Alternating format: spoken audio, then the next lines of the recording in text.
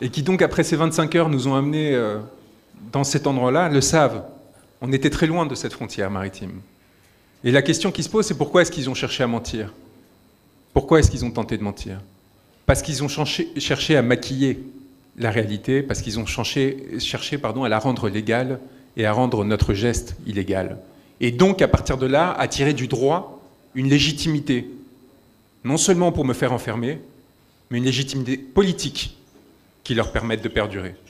Or, ce qu'ils avaient fait, et c'est ce qui permettrait ma libération quelques jours plus tard, à savoir arrêter un avocat parce qu'il avait défendu son client, était inconcevable et inacceptable. Et le faire accuser à son tour de terrorisme, d'association de malfaiteurs et ainsi de suite, et lui faire encourir la perpétuité, dans le seul but, non de l'effrayer lui, non de m'effrayer moi, mais de vous effrayer vous, et de vous montrer que ce pouvoir tiendrait contre une quelconque offensive, était quelque chose d'inacceptable et qui ne saurait être toléré.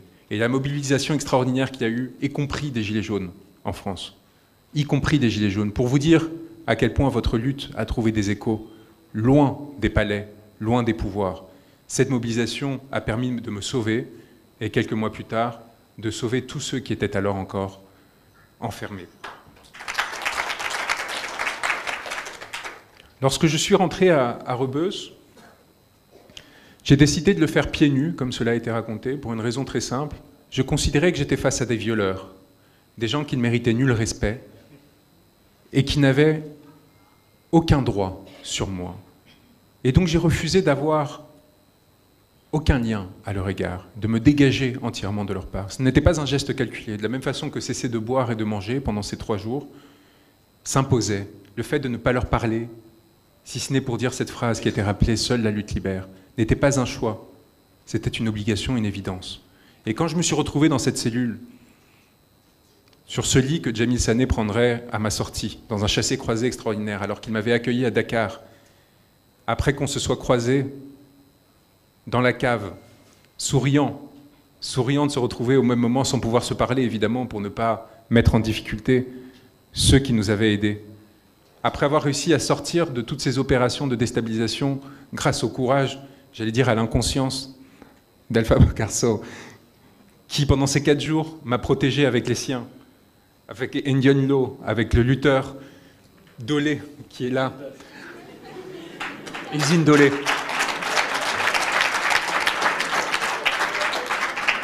Avec Asrouma et Ngalou aussi.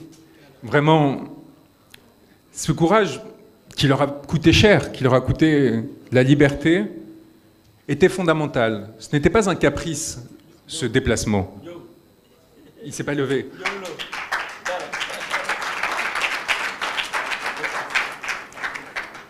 Ce n'était pas un caprice parce que, évidemment, ce que l'on cherchait à faire, c'était rompre, ce qu'on a toujours cherché à faire, c'était rompre l'impression d'impunité et de toute puissance qui habitait alors ce pouvoir. On avait déjà réussi quelques semaines avant, collectivement, à faire reculer le président de la République, Macky Sall, mais qui du coup n'était pas prêt pour une autre défaite. Il pensait, en renonçant à ce 3e mandat, en début juillet, d'avoir fait ce qu'il avait à faire et qu'à partir de là, il avait la liberté de faire ce qu'il voulait faire, y compris donc arrêter Ousmane Sonko.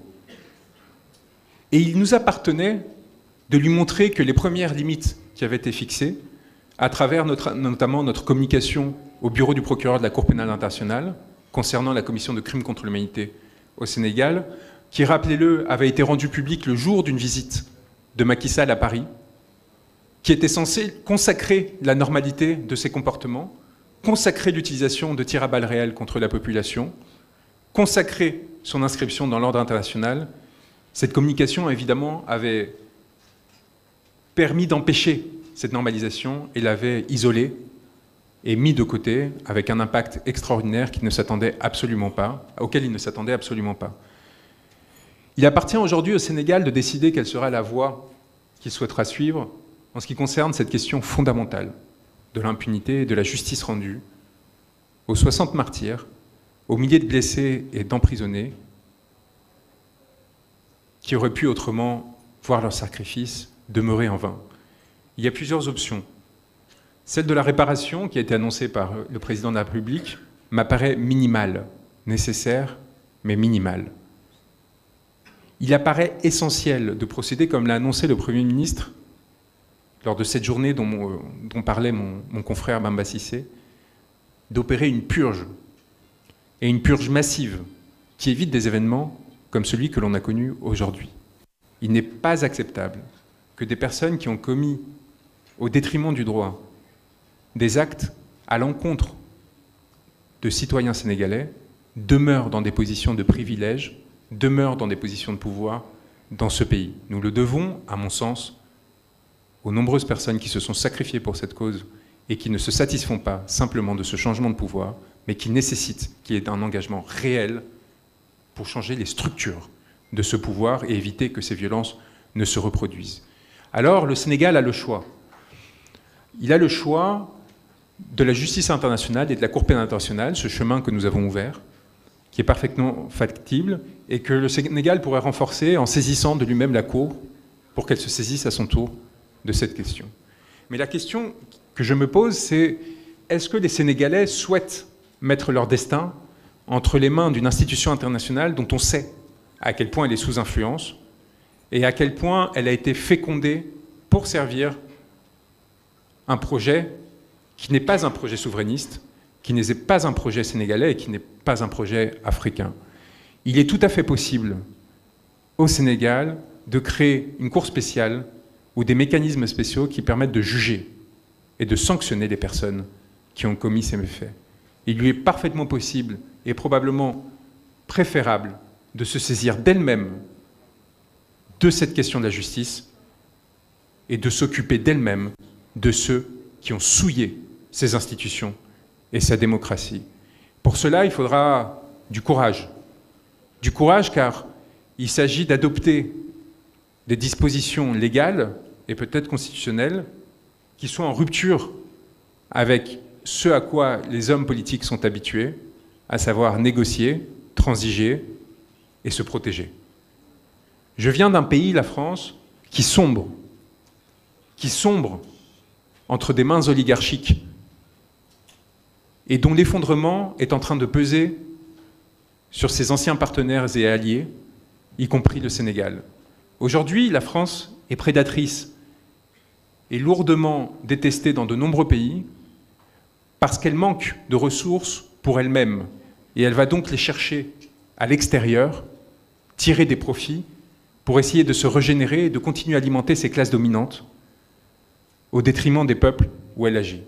Il y a longtemps qu'au Sénégal, des grandes entreprises françaises ne sont pas venues, non pas pour investir, pour apporter des capitaux, pour permettre à ce pays de se développer, mais simplement pour capter des ressources et continuer à maintenir ses états d'asservissement. Cette situation, les Sénégalais en souffrent autant que le peuple français. Et il est fondamental que vous soyez conscients du fait que la même main qui a frappé les Sénégalais pour maintenir ce régime clientéliste, qui était le régime de Macky Sall, est celui qui frappe, est celle qui frappe le peuple français, que ce soit lors des mobilisations des Gilets jaunes, de manifestations contre la retraite, ou plus récemment sur les questions palestiniennes, c'est cette même main avariée, putride, qui cherche à dévorer les dernières cellules saines qui existent dans ce pays pour s'assurer que les ressources restent concentrées entre quelques mains au détriment du reste du peuple, soumis, exploité et pillé. Ce sont les mêmes oligarques qui agissent ici et là-bas et qui ont tout fait pour s'assurer que Macky Sall puisse continuer, soit directement, soit à travers son candidat, à agir. N'oubliez jamais comment M. Ba fut reçu par la France après les événements de juin 2023, avec les honneurs par le Premier ministre, pour l'introniser comme le candidat de ce pays, ici, au Sénégal. N'oubliez jamais que la France, le gouvernement français, n'a jamais dit un mot, comme l'a rappelé Ousmane Sonko, pour condamner les violences qui étaient commises contre le peuple sénégalais. Le gouvernement français d'aujourd'hui était prêt à tout pour assurer la continuité qui lui préserve son influence sur ce territoire, y compris, comme on l'a vu avec l'affaire Karim Wade en janvier, intervenir et violer son propre droit pour essayer de favoriser des candidatures au détriment d'Ousmane Sonko et de Bassirou Diomaye Faye. Et donc à partir de là, l'idée que le droit serait autre chose qu'un instrument du politique me semble difficile à concevoir. Celui qui est en adversité à l'égard du pouvoir. Et vous l'êtes encore aujourd'hui. Parce que si vous avez réussi à faire libérer Ousmane Sonko et Bassirou Diomaye Faye, vous restez dans un système dominé par ceux qui, hier, vous réprimaient et aujourd'hui continuent encore de vous exploiter.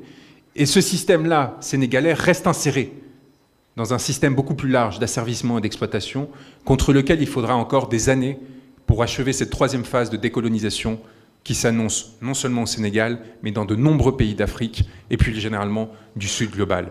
Et si je suis à vos côtés, c'est parce qu'en France, je me bats aux côtés des mêmes damnés de la terre qui souffrent comme vous de ce même système d'exploitation et qui sont utilisés comme des pions par ces mêmes personnes pour continuer à assurer leur prospérité contre toute évidence. Et cette solidarité-là, fondamentale entre peuples, ne sera jamais instrumentalisable par ceux qui, à un moment ou un autre, prétendront que Ousmane, comme ils l'ont fait, que Ousmane Sonko était un anti-français, qu'il était là pour s'attaquer à des gens, à des individus. Non, non, non.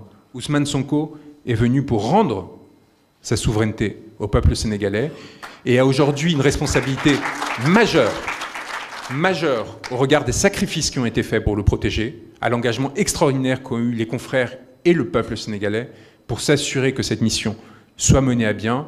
Et il va avoir besoin de l'engagement de chacun face à la trahison qui partout affleure et qui à tout moment cherchera à le déstabiliser et à éviter la concrétisation de ce projet. Et donc à partir de là, la position qui est la mienne ici, qui est celle d'un serviteur. Moi qui ai eu la chance unique, à un moment donné, de porter la parole d'un homme qui incarnait la volonté d'un peuple et qui pour cela était réprimé, enfermé, mais aussi sali. Et n'oublions jamais que peut-être le plus grave qu'a connu ce pays n'a pas été tant la détention et l'emprisonnement de ses principaux représentants politiques, de la mutilation et les violences commises à l'égard de simples citoyens comme Pape Abdoulaye Touré, c'est peut-être la salissure que l'on aura tenté d'infliger à cet homme pour des raisons politiques. Je n'oublierai jamais, et je tiens à ce que ce soit su par tous, et ces mots vont vous heurter, mais il faut que vous les entendiez. Lorsque, plaidant devant la Cour de justice de la CEDEAO, sur invitation de l'un de mes confrères, craintif déjà d'une institution à laquelle je n'avais nulle confiance, j'ai entendu le juge ivoirien, M. Ouattara, commencer à parler du sperme frais retrouvé sur le corps d'Adji Sarr. Lorsque je l'ai entendu dire ces mots et tenter de dégrader de la sorte un homme qui était déjà emprisonné, qui avait réussi à établir son innocence, y compris devant un tribunal fait pour le condamner. Car il faut rappeler ce miracle d'avoir réussi à établir l'innocence d'Ousmane Sonko face à des juges dont il était exigé qu'ils le condamnent. Cet homme innocenté, qui voit sa parole portée par deux confrères, dont mon éminent Clédor Cirelli, respecté dans toute l'Afrique de l'Ouest, se retrouve devant une instance internationale où l'on entend cet homme prononcer ces mots. Je veux que tous les Sénégalais le sachent, pour qu'ils sachent à quel niveau d'indignité nos ennemis sont arrivés, pour qu'ils sachent à quel niveau d'indignité ces institutions supposément internationales, censées servir la souveraineté des peuples ouest-africains, sont arrivées pour nuire à un homme et à un peuple et légitimer leur démarche que rien ne pouvait légitimer. C'est face à ce monstre, aujourd'hui, que vous vous battez et que vous aurez à vous battre. C'est face à ce monstre, aujourd'hui, qu'Ousmane Sonko et son gouvernement ont à se battre. Et il faut que vous soyez très attentifs à ce que la capacité que vous avez eue à subvertir l'humiliation que l'on a tenté de vous infliger. Cette humiliation qui est le principal instrument politique des dominants. Cette humiliation qui est la pire trace que la colonisation ait laissée. Bien plus grave encore que les coups de fouet, que les exécutions, que les violences physiques. La tentative de rabaisser, de mettre à bas. Cette tentative que l'on a cherché à nous affliger à tous pendant cette procédure et pendant ces années.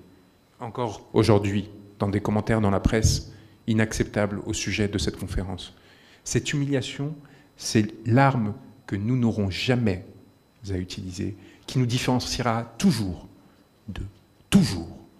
et contre laquelle nous aurons toujours à lutter. Et le politique, le sens du politique, consiste à renverser l'humiliation en la collectivisant. Parce que l'humiliation est un acte individuel. On essaye de vous isoler, de poser sur vous un stigmate, de rompre le lien qui vous unit aux autres opprimés. Et ce faisant, vous désactivez et vous effondrez politiquement. Et la fonction du politique et la noblesse du politique, c'est de réunir ces opprimés. C'est de réunir ces personnes que l'on a cherché à écraser, et c'est de les mettre devant la scène, après la victoire, pour leur dire « nous serons là pour vous protéger ». Nous avons tous, ici, à l'exception de mes deux confrères, été détenus. C'est symboliquement très important que nous soyons aujourd'hui devant vous et devant ces caméras pour pouvoir vous dire non seulement que nous avons vaincu, mais que nous serons là pour vous, et quoi qu'il arrive, du côté des oubliés de l'histoire, pour les protéger contre tout excès que quiconque chercherait à sur lui appliquer. Je voudrais vous remercier d'être là en conséquence, parce que votre présence nous permet de collectiviser ce sentiment, de nous rendre compte que nos efforts n'ont pas été vains, et de continuer à servir avec cette force qui nous a menés jusqu'à vous, et qui continuera à nous mener là où on nous demandera de l'aide, là où des humiliés réclameront qu'un regard les rétablisse dans leur dignité et leur rende cette souveraineté qu'on leur aura volée. Merci beaucoup.